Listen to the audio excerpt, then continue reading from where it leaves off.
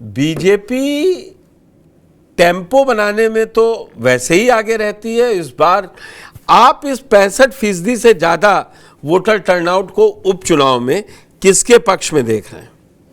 देखिए, अगर जिस तरह से मिल्कीपुर में वोटिंग हुई है उससे ये माना जाता है कि जो पिछला चुनाव हुआ था और जहां पर बीजेपी के वोटर ये मान चुके थे कि हम तो जीत ही चुके हैं, और इस वजह से बहुत सारे लोगों ने कि कोई बात नहीं, अगर हम नहीं चुनाव में भी आएंगे तो कोई फ़र्क नहीं पड़ेगा, हम जीत रहे हैं।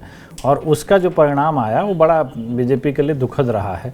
तो इसलिए उसको इन्होंने गंभीरता से लिया है, क्योंकि उपचुनाव में सत्ता दल जो है, खास करके मिल्कीपुर की जो बात हुई है, क्योंकि वो पूरे देश का मुद्दा बन गया था।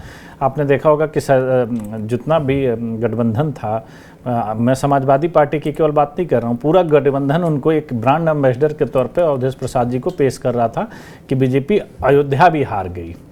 तो इसका जवाब देने के लिए बीजेपी ने, मुझे नहीं लग रहा है कि उस सीट पे कोई कोर कसर छोड़ी है। उसने हर अपने एक वोटर को, कार्यकर्ता को, सबको चुनाव में लगाया था, क्योंकि अगर ये दोबारा हार होती है तो बीजेपी के लिए एक साख का सवाल उठता है, और उस साख के सवाल को बचाने के लिए उन्होंने कोई कसर छोड़ी नहीं है। तो मुझे लग रहा है कि अच्छी बात है कि अगर एक राजनीतिक दल अपने वोटरों के लिए, अपने कार्यकर्ताओं को इस तरह से अगर मोबिलाइज कर लेता है तो ये अच्छी बात है। क्योंकि ये चुनाव, भारत के चुनाव की जो बार बार एक चीज़ इतने बड़े लोकतंत्र में कहा जाता है कि लोग चुनाव को लेकर गंभीर नहीं होते हैं। एक प्रबुद्ध वर्ग है, वो बातें तो करता है लेकिन वोट के टाइम वोट डालने नहीं आता है। और वही चीज़ आप देखते हैं कि जब जैसे ग्राम प्रधानी के चुनाव होते हैं तो बड़े लोग गंभीरता से लेते हैं, एक एक वोट को लोग कलेक्ट कर लेते हैं।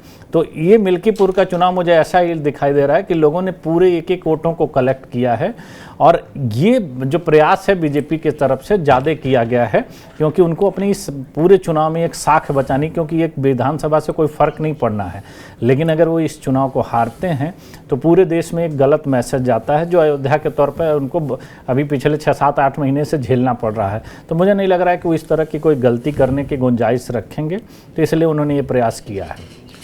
ये नवीन जी, अगर मैं बात करूं कि प्रयास ये है कि हार उसकी मिट जाएगी, या जो रुद्र जी कह रहे हैं कि कोशिश ये रहेगी कि अब मैसेज ना जाए, नहीं तो वाकई में ज़्यादा एक इंडिकेटर अच्छा नहीं होगा कि जहां आप विकास की गंगा बहाने का वादा कर रहे हैं, जिसको इंटरनेशनल सिटी बनाने का दावा किया आपने, अगर लोकसभा के बाद अगर इस उपचुनाव में झटका लगता है तो बीजेपी के लिए कितनी मुश्किल है, और आप इस 65% से ज़्यादा मतदान को कैसे उपचुनाव में देख रहे हैं? 2-3 चीज़ें हैं पुष्कर जी, अगर हम थोड़ा सा हमें पीछे जाना पड़ेगा। बद्रीनाथ सीट भगवान श्री नारायण के स्थान है, भारतीय जनता पार्टी वहाँ हारी है, उत्तराखंड में बाईपोल में हारी है। आप रामेश्वरम हारे हैं, अयोध्या की मिल्कीपुर आप हारे ही, अयोध्या का चुनाव पहले। अब जो ये 65% टर्नआउट हुआ है, देखिए ऐसा है, इस एक सीट को जीतने से भारतीय जनता पार्टी में कोई बहुत एडिशनल बल नहीं आ जाना है। समाजवादी पार्टी जीत जाती है तो उसके विपक्ष में भी कोई बहुत बड़ी ताकत नहीं आ जानी है, लेकिन एक नैरेटिव सेट हो जाता है आगामी चुनावों के लिए, क्योंकि 2027 में बहुत ज़्यादा समय नहीं है, 2 साल का समय बचा है आज की तारीख से देखें तो। और उस स्थिति में अगर मिल्कीपुर जीतती हैं तो एक ये ट्रेंड सेट हो जाएगा कि जिनके नाम पर भारतीय जनता पार्टी राजनीति की बुनियाद अपनी खड़ी करके सत्ता में आई और तमाम राज्यों को हासिल किया, उसके बाद भी अगर वो उस क्षेत्र की सीटें हार रही है तो कहीं ना कहीं जनता ने उसको नकारा। ये तो हुई पहली बात। दूसरी चीज आती है कि देखिए ऐसा है, वहाँ निर्णायक वोटर कौन है। दोनों प्रत्याशी एक ही समाज से हैं, पासवान और पासी लगभग एक ही समाज है। अब उसके बाद पिछड़ा वर्ग का वोट और उसके साथ में सर्वाधिक 60,000 वोट करीब ब्राह्मणों का है।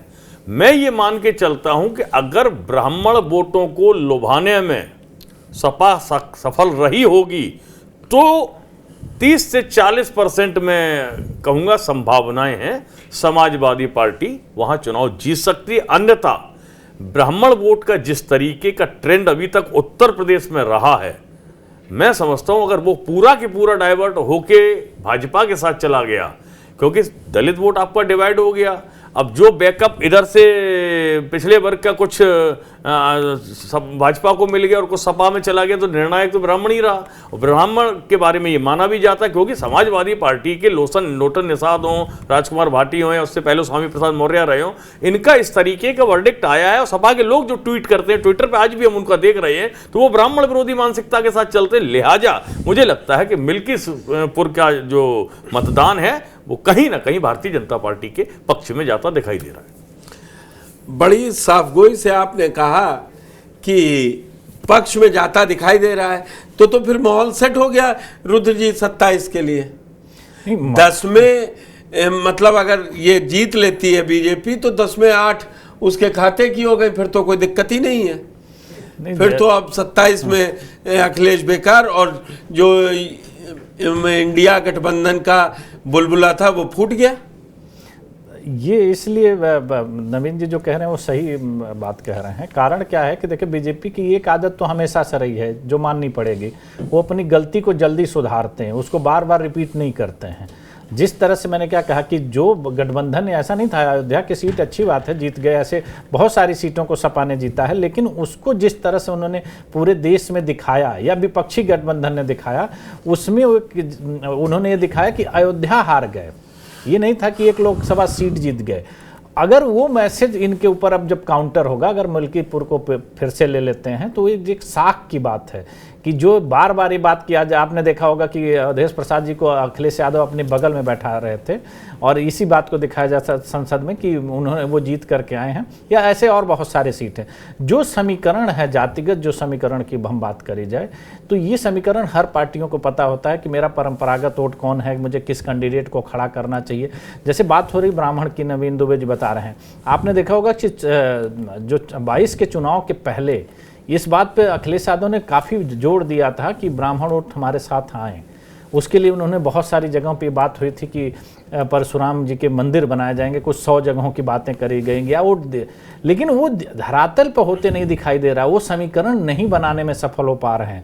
जैसे आपने देखा होगा कि सपा का जब मुलायम सिंह के समय की राजनीति होती थी तो उनका जातिगत समीकरण था उस तरह से कि उनके पास ठाकुर वोट के लिए अमर सिंह थे, उसके बाद उनके पास ब्राह्मण नेता 2-3 बड़े हुआ करते थे, आजम ज्ञानेश्वर मिश्र थे या और 2-3 लोग बड़े नेता थे हुआ करते थे, आजम खान उनके पास होते थे, मुस्लिम लीडर थी। तो ये कम्बिनेशन के साथ वो 2012 का चुनाव जीत पाए थे। लेकिन आज के समय में लोकसभा चुनाव को अगर आप छोड़ दिया जाए तो कोई ऐसा समीकरण सपा के साथ नहीं दिखाई दे रहा है जो वोट को अपनी तरफ लाने में सफल होता है। केवल नेता के बयानबाजी से नहीं हो पाएगा ना, जमीनी धरातल पे आपके उस तरह के नेता होने चाहिए जो उन लोगों को अपने साथ जोड़ के रखें।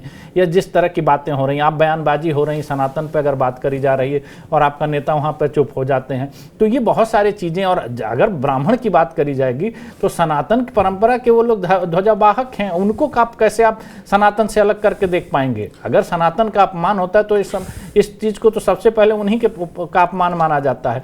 तो ये जो परिस्थितियां हैं और इसको जो समझ नहीं पा रहे हैं, क्योंकि पीडीए में भी कहीं ब्राह्मण नहीं है, वो यहीं टहल जो बातें हो रही हैं उसमें वो भी शामिल नहीं है। तो ये सारी चीजों पर उनको विचार करना पड़ेगा। और जो अयोध्या वाली घटना हुई है, जो अवधेश प्रसाद जी की बात हुई, जो चुनाव में बीजेपी की हार हुई है और जिस तरह से उसको दिखाया गया है, वो एक सबक भी है। हमको लग रहा है कि मिल्कीपुर के लोगों ने जिस तरह से वोटिंग परसेंट बढ़ रहा है, उनके ऊपर भी जो सवालिया निशान हुए थे, बहुत सारे लोगों ने कहा था कि भाई अयोध्या के लोग भगवान राम को नहीं, या जो भी आरोप लगाए गए थे, तो इस तरह की जो बातें भी हुई हैं वो भी बहुत नकारात्मक हुई हैं। तो इसके लिए जनता भी वहाँ के थोड़े से उस चीज़ को लेकर के उत्साहित थे। और जहाँ तक बात है प्रत्याशियों के, तो दोनों, जब रिजर्व सीट है तो उसी तरह के कैंडिडेट दोनों तरफ से आए हैं, उसमें कोई बुराई नहीं है। लेकिन मुझे ऐसा लग रहा है कि ये जो चुनाव हैं 24 के चुनाव के बाद और जो बीच में उपचुनाव हुए हैं, ये चीज़ें बहुत अलग हुई हैं। और इसमें बीजेपी ने अगर उन चीज़ों को सही किया और ये सीट जीत जाती है, तो जो ट्रेंड की बात हो रही है कि जो 27 में एक बदलाव की उम्मीद दिखाई दे रही है, वो फिर वहाँ पर उसके लिए बहुत मजबूती से काम करने की बात करें जाएगा, क्योंकि वो ट्रेंड एक अलग तरीके से सेट होता है। तो इस तरह की चीज़ें हमें दिखाई दे रही हैं। और मिल्कीपुर चुनाव में मुझे ऐसा नहीं लग रहा है कि सपा के पास बहुत सारी चीज़ स्कोप था, बहुत सारी बातें थीं।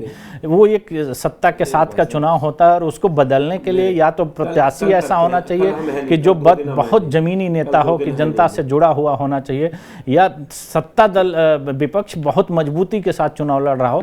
तो मुझे नहीं लग रहा है कि ये सीट बहुत बड़ा एक इशू है।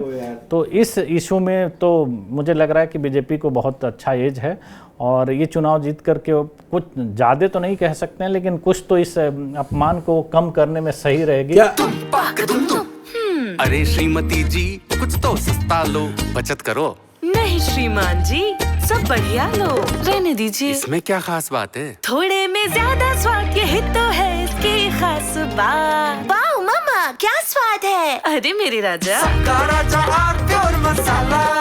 प्रायोजक हैं cancer healer centre, a new beginning.